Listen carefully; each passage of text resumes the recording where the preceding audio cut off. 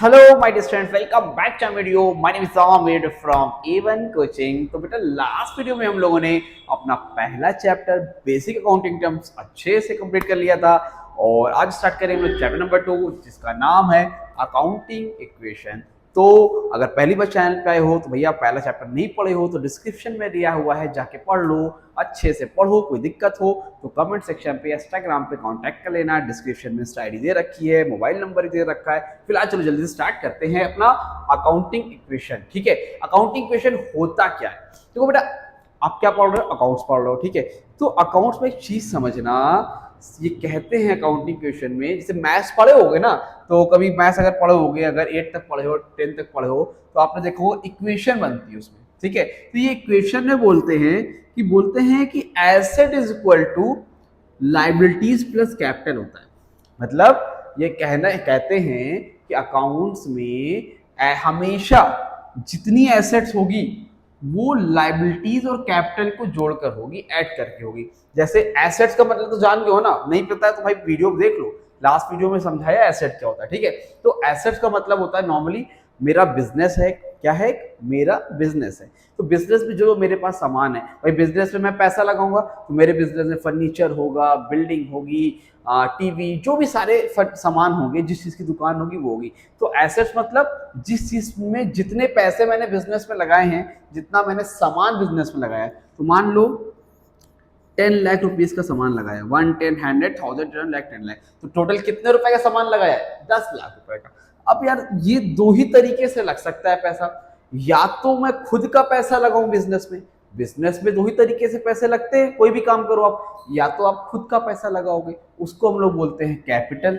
या फिर आप किसी और से उधार लोगे और उसको कहोगे भैया बाद में वापस कर देंगे, उसको हम लोग बोलते हैं लाइबिलिटीज। तो दो ही तरीका है ना, आपके पास कोई तीसरा तरीका हो तो मुझे बता दो भाई पैसा लगाने का। बिजनेस में पैसा लगाओगे तो या तो खुद का पैसा या तो किसी और का पैसा उधार लेके लगाओगे, right?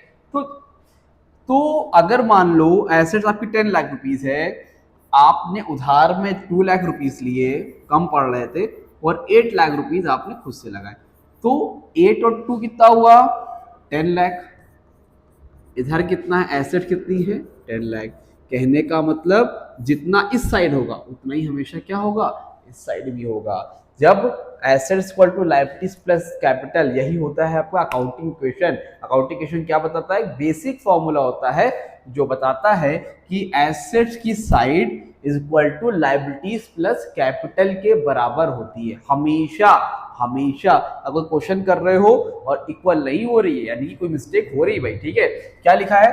Accounting equation is the basic formula. क्या है? एक basic formula of accounting that shows the relationship. क्या शो करता है? Relationship between a business assets, liabilities and capital. यार क्या बताता है ये अकाउंटिंग इक्वेशन फॉर्मूला? रिलेशनशिप बताता है किसके? बिटवीन बिजनेस एसेट्स, लाइबिलिटीज और कैपिटल के बीच का बताता है। Is that clear? समझ में आ गया? कोई दिक्कत तो नहीं है? ठीक है, ठीक है, याद रखना हमेशा एसेट्स इक्वल टू क्या होता है? लाइबिलिटीज प्लस कैपिटल होता है। यही ये चीज सिखाते हैं। ठीक, इसके बाद चैप्टर में जो आता है बेटा आपका आगे बहुत छोटा सा चैप्टर कर दिया गया। पहले प्रैक्टिकल वगैरह ज्यादा आते थे लेकिन वो सारी चीजें हटा दी गई है। आगे इसमें जो आपको मेन इंपॉर्टेंट पढ़ना है वो है rules of debit and credit. क्या है? ये यूनिट टेस्ट वगैरह जब होगा तो उसमें से 2-4 नंबर के क्वेश्चन आते हैं, लेकिन जैसे आपका थर्ड मंथली, हाफ ईयरली जो भी होगा उसमें से ना के बराबर 1 नंबर का भी क्वेश्चन आ जाए तो बहुत मुश्किल है। ठीक है, लेकिन अभी यूनिट टेस्ट वगैरह होने वाला होगा, फर्स्ट पेपर हो रहा होगा, जैसे जुलाई में स्टार्ट होता है, बहुत जगह जून में होता है, तो वही वहां पर ये अच्छे से देख लेना। Rules of debit and credit क्या बोलता है भाई? ये बोलते हैं, होता क्या है ये पहले सोचो। रूल्स ऑफ डेबिट क्रेडिट तो बाद में देखेंगे, ये डेबिट एंड क्रेडिट होता क्या है? बहुत से लोग से पूछते हैं तो कुछ भी बताना शुरू कर देते हैं, भैया गोल्डन रूल्स ऑफ अकाउंटिंग में होता है debit the receiver, credit the giver, whatever क्या क्या बताते हैं। ठीक है, सिंपल याद रखना, कोई पूछे डेबिट एंड क्रेडिट क्या होता है, तो डेबिट एंड क्रेडिट क्या होता है? It is just a symbol. क्या होता है? एक सिंबल होता है। सिंबल होता है ना, समझते हो? ऐसे ही बोलते विक्ट्री, ऐसे इशारा करते ना, यो हनी सिंह, है ना? तो ये क्या है? जो आप लोग क्या करते हैं, सिंबल समझते हो ना, तो कभी एरो बना रहता है इधर जाने का, कभी आगे जाने का एरो बना रहता है, वो सिंबल होता है। तो हर चीज का अपना अपना सिंबल है। तो उसी तरह डेबिट एंड क्रेडिट साइड भी क्या है? सिंबल होता है।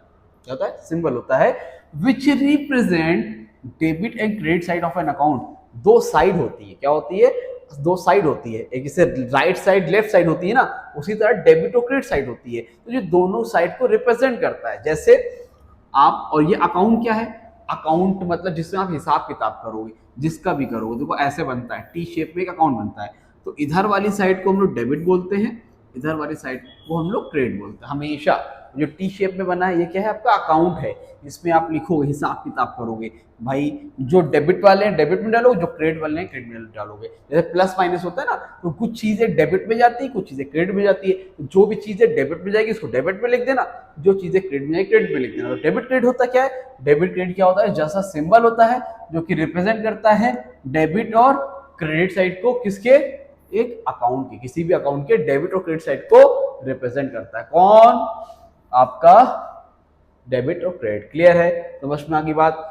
अब देखो, अब आप जब आगे पढ़ोगे तो जनरल एंट्री हम लोग पास करते हैं, ठीक है, बहुत से अकाउंटिंग का हिसाब किताब करते हैं। तो इसको दो मेथड है, पहले आपका था ट्रेडिशनल मेथड यानी ट्रेडिशनल अप्रोच, अभी बाद में कौन सी आई है, मॉडर्न अप्रोच, ठीक है, ट्रेडिशनल अप्रोच और मॉडर्न अप्रोच।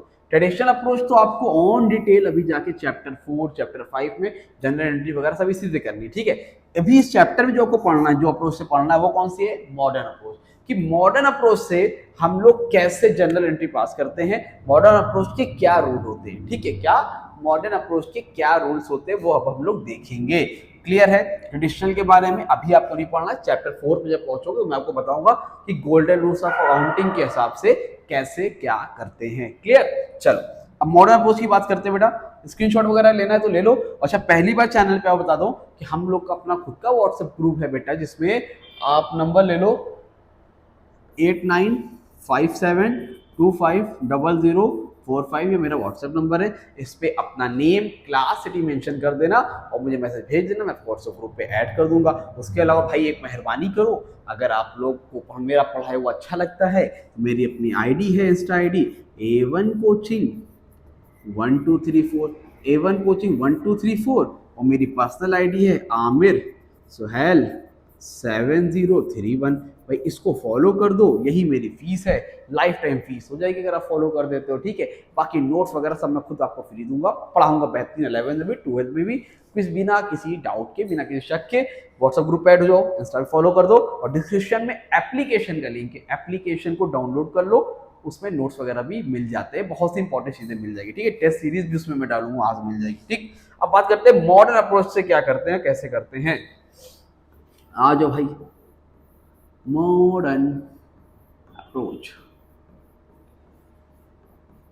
अब मॉडर्न अप्रोच से हम लोग डेबिट क्रेडिट कैसे निकालेंगे, देखो रूल है, एक रूल याद रखना, CLEAR। क्या लिखा मैंने, क्लियर। क्या लिखा, क्लियर। सी से होता है बेटा, सी से होता है कैपिटल, क्या होता है, कैपिटल। एल से होता है लाइबिलिटीज, ठीक है। ई से क्या होता है बच्चा, ई से होता है एक्सपेंस, फिर ए से क्या होता है बेटा, एसेट्स, क्या होता है ए से, एसेट्स, ठीक है। फिर आर से क्या होता है, रेवेन्यू, क्या होता है, रेवेन्यू। ये 5 चीजें हैं, सी से कैपिटल, एल से लाइबिलिटीज, ई से एक्सपेंस, ए से एसेट्स, आर से रेवेन्यू, ठीक। ये 5 चीजें याद रखना। अब इसका, अब कैपिटल का मतलब क्या होता है, मतलब समझा देता हूँ पहले। कैपिटल का मतलब जो बिजनेस में आप पैसा लगाते हो, मैंने बता चुका हूँ पहले भी। लाइबिलिटीज का मतलब होता है, लाइबिलिटीज का मतलब क्या होता है, जो आप उधार सामान लेते हो, उधार में पैसे लेते हो या सामान लेते हो। एक्सपेंस का मतलब कोई भी एक्सपेंस करो, सैलरी पेड करो, रेंट पेड करो, सब क्या एक्सपेंस है। एसेट क्या है, furniture, building, goodwill, copyright, patents, intangible asset, tangible asset, सब क्या हमारी गुडविल है। रेवेन्यू क्या है, पैसा आना, सेल करके, है ना, कहीं से पैसे आ रहे हैं, बैड डेट रिकवर्ड हो रहा है, मतलब कहीं से भी मेरे पास रेंट रिसीव हो रहा है, सैलरी रिसीव हो रही है, पैसे आ रहे हैं तो रेवेन्यू, पैसे जा रहे हैं एक्सपेंस से, पैसे आ रहे होंगे तो क्या होगा, रेवेन्यू होगा। क्लियर है, तो ये क्लियर हो गया। इसमें रूल क्या है, देखो इसमें एक्सपेंस और एसेट ध्यान समझ लो, पूरा चैप्टर अच्छे समझ में आ जाएगा। अगर एक्सपेंस और एसेट होंगे, क्या होंगे, एक्सपेंस और एसेट, ठीक है, तो ये डेबिट साइड में इंक्रीज होंगे, क्या होंगे, याद रखना, एक्सपेंस और एसेट्स डेबिट साइड में इंक्रीज होंगे, और क्रेडिट साइड में क्या होंगे बेटा, डिक्रीज होंगे। ठीक है, क्रेडिट साइड में क्या होंगे, डिक्रीज होंगे। और कैपिटल, लाइबिलिटी और रेवेन्यू, क्या चीज, कैपिटल, लाइबिलिटी और रेवेन्यू, इसका अपोजिट डेबिट साइड में क्या होंगे, डेबिट साइड में क्या होंगे, डिक्रीज होंगे। और क्रेडिट साइड में क्या होंगे, इंक्रीज होंगे। ठीक है, याद रखना इस बात को, उल्टा चलता है। एक्सपेंस और एसेट्स की अगर वैल्यू बढ़ रही है तो डेबिट साइड में वो होगी, अगर वैल्यू घट रही है तो क्रेडिट साइड में होगी। लेकिन कैपिटल, लाइबिलिटी और रेवेन्यू की वैल्यू बढ़ रही है तो क्रेडिट साइड में होगी, इंक्रीज हो रही है, और घट रही है, डिक्रीज हो रही है तो डेबिट साइड में होगी। कैसे है, और देखो मैं दिखाता हूँ क्या लिखा है, इसको लिख लेना भाई, इसके बिना काम नहीं होगा। ठीक है, चलो अब जैसे यहाँ लिखा है रेंट पेड 1000 देना था, अब मान लो 1000 से 800 देना है। कितना देना है, 1000 की जगह 800 देना है। ठीक है, तो रेंट पेड, पहले तो आप इसका नेचर पहचानो। क्वेश्चन लिख के आता है आइडेंटिफाई द नेचर, क्या लिख के आएगा, आइडेंटिफाई द नेचर। ठीक है, और उसके बाद क्या करना है, आपको बताना है इंक्रीज हो रहा है, डिक्रीज हो रहा है। तो पहले इसको रेंट पेड को पहचानो, रेंट पेड को पहचानो भैया कि ये कैपिटल है, लाइबिलिटी, एक्सपेंस, एसेट्स की रेवेन्यू है। तो रेंट पे कर रहे हैं, रेंट पे क्या है, capital, liability, expense, assets, revenue क्या है, रेंट पेड हमारा एक्सपेंस है। क्या है बेटा, एक्सपेंस है। तो आप पहले लिख लो रेंट पेड में एक्सपेंस। अब ये बताओ 1000 से 800 हो रहा है, रेंट पे एक्सपेंस मेरा क्या हो रहा है, बढ़ रहा है, कम हो रहा है, एक्सपेंस मेरा कम हो रहा है, एक्सपेंस मेरा कम हो रहा है। और एक्सपेंस जब भी मेरा कम होगा, डिक्रीज होगा, तो किस साइड में होगा, क्रेडिट साइड में होगा। यहाँ पे क्या लिखोगे, क्रेडिट। एक्सपेंस कहाँ पे, क्रेडिट पे। अगर यहीं पर लिखा होता रेंट रिसीव्ड 2000 से 3000, अब ये बताओ रेंट रिसीव्ड हो रहा है, पहले तो बताओ है क्या, कैपिटल है, लाइबिलिटी, एक्सपेंस है, एसेट्स है, रेवेन्यू है, क्या ये कैपिटल है, लाइबिलिटी है, एक्सपेंस है, एसेट्स है, या फिर रेवेन्यू है। तो भैया पैसा आ रहा है यानी कि क्या है, रेवेन्यू है। पैसे आ रहे हैं यानी कि क्या है, रेवेन्यू है। ठीक है, तो यहाँ पे क्या लिखोगे, इसका नेचर क्या है बेटा, रेवेन्यू। क्या है ये, रेवेन्यू है। अब ये बताओ रेवेन्यू क्या हो रहा है, 2000 से 3000 बढ़ रहा है कि घट रहा है, सर बढ़ रहा है, इंक्रीज हो रहा है। देखो 2000 3000 बढ़ रहा है, जब रेवेन्यू बढ़ेगा, इंक्रीज होगा, तो किस साइड लिखोगे, क्रेडिट साइड में। किस साइड लिखोगे, क्रेडिट साइड में। तो रेवेन्यू कहाँ लिखा जाएगा, क्रेडिट साइड में। ठीक, आगे देखो फर्नीचर, फर्नीचर था मेरे पास 5 लाख रुपीस का। ठीक है, अब हो गया 6 लाख रुपीस का। फर्नीचर पहले कितने का था, 5 लाख रुपए का, अब कितने का हो गया, 6 लाख रुपए का। अब मुझे ये बताओ फर्नीचर है क्या, इसमें से कैपिटल है, लाइबिलिटी है, एक्सपेंस है, एसेट्स है, रेवेन्यू है। इसमें से पांचों में से क्या है फर्नीचर, सर फर्नीचर मेरा एसेट है। क्या है, एसेट्स। तो नेचर क्या होगा इसका, एसेट्स। ठीक, अब मुझे बताओ फर्नीचर एसेट है, तो एसेट्स बढ़ रही है कि घट रही है, सर बढ़ रही है। और एसेट्स की वैल्यू बढ़ेगी बेटा, तो किधर लिखोगे, डेबिट में, क्रेडिट में। एसेट्स की वैल्यू बढ़ेगी तो एसेट्स और एक्सपेंस का नेचर क्या होता है, जब बढ़ता है तो कहाँ लिखते हैं, इंक्रीज होता है तो कहाँ लिखते हैं, डेबिट में। तो एसेट्स भी कहाँ जाएगा, डेबिट में। क्लियर हुआ, ठीक है। आगे देखो बैंक लोन, बैंक लोन मेरे ऊपर 3 लाख रुपीस का था, अभी कितने का हो गया, 4 लाख रुपीस का। ठीक, बैंक लोन कितने का था, 3 लाख रुपए का, अभी कितने का हो गया, 4 लाख का। पहले बैंक लोन है क्या, उधार का पैसा है, उधार के पैसे हमारे लिए क्या होते हैं, लाइबिलिटी होते हैं। नेचर क्या है इसका, लाइबिलिटी।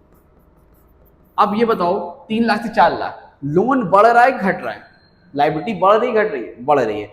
और लाइबिलिटी बढ़ती है तो क्या होता है, लाइबिलिटी बढ़ेगी तो कहाँ लिखेंगे, क्रेडिट साइड में। कहाँ लिखेंगे, क्रेडिट साइड में। और अगर यही घट रही होती तो कहाँ लिखते, लाइबिलिटी, डेबिट साइड में। Is that clear. ये है बेसिक फंडामेंटल। अगर आप ये समझ गए तो ये मॉडर्न अप्रोच से आप सारी चीजें कर जाओगे, जनरल एंट्री वगैरह भी। हालांकि स्कूल में पढ़ाया नहीं जाता मॉडर्न अप्रोच से, लेकिन अगर जरूरत होगी मैं सिखा दूंगा, और कोई टीचर गलत नहीं कर सकता है। लेकिन इस चैप्टर से तो ये पूछा जाता है किस साइड बढ़ रहा है, किस साइड घट रहा है, तो क्या होगा, डेबिट होगा, क्रेडिट होगा, ये आपको पता होना चाहिए। ठीक है, आई होप आपको समझ में आया होगा। छोटा सा नन्ना मुन्ना चैप्टर था, इलस्ट्रेशन प्रैक्टिकल क्वेश्चन लगा लो। कोई डाउट रह जाए तो कमेंट सेक्शन में इंस्टाग्राम पे कांटेक्ट कर लेना। चैप्टर 3 के साथ कल मैं हाजिर रहूंगा। और प्लीज वीडियो को लाइक करो, चैनल को सब्सक्राइब करो, लोगों को शेयर करो, थोड़ा सा मोटिवेशन मुझे भी आए। इंस्टा आईडी को फॉलो कर देना। मिलते हैं न्यू वीडियो में, तब तक थैंक यू सो मच। राहों